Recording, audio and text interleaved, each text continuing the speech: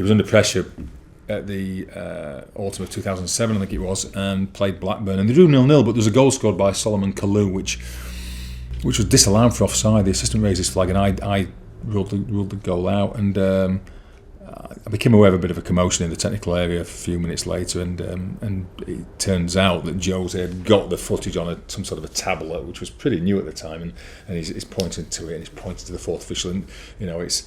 Again, he's making a scene, and he's trying to get everybody to see that clearly, the fact he's doing that, it must have been a mistake, it must have been a good goal, and he smashes it onto the floor. And to be honest, I expected, and really by rights, he should have been put into the stand, but I wasn't aware of what was going off until post-match. And then after the game, we have to receive the manager after 30 minutes cooling off period, and the door was knocked at half an hour after the final whistle, and I opened the door, and he was stood there with his tie to one side, and I took a step back thinking he's going to have a real pop, and he didn't. He was calm and collected, and came in and slumped on the bench and just said, look, it was a goal, it should have stood. And he said, and now the man's going to fire me. He said, the man, and he talked about Abramovich in those terms, and I said, no, that'd be crazy. You've won the league twice, it's not going to happen. And he said, oh yeah, it's the time. And he chatted about other things, about life in Portugal and this sort of thing, and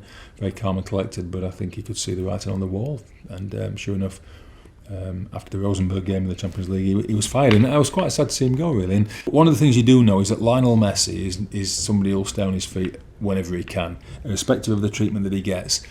And yes, he might take evasive action, or he might try to jump out of a tackle. But I was pretty naive. It was my first time at the new camp, and they were playing. It was a big game, quarter-final against Bayern Munich, and a tackle came in, and it looked ever so theatrical from Messi from where I was, and I cautioned him for diving. When you watch it back, it's not a clear penalty, but it's more a penalty than a dive.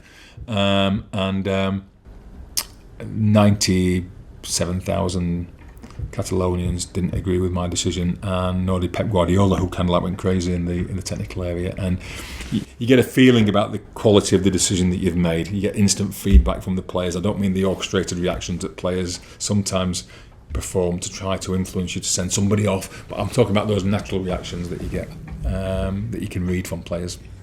And the natural reaction I got was maybe that was a really harsh yellow card simulation. And as I backed back up the pitch for the free kick to Bayern, my fourth official, Martin Atkinson, on the night said, Howard, you're going to have to come over and put Guardiola in the stand. He's gone absolutely crazy. And that's not what you quite want to hear at that point, because not only have you cautioned the hero, the iconic player that Lionel Messi is in Barcelona, you're now going to put the coach in the stand as well.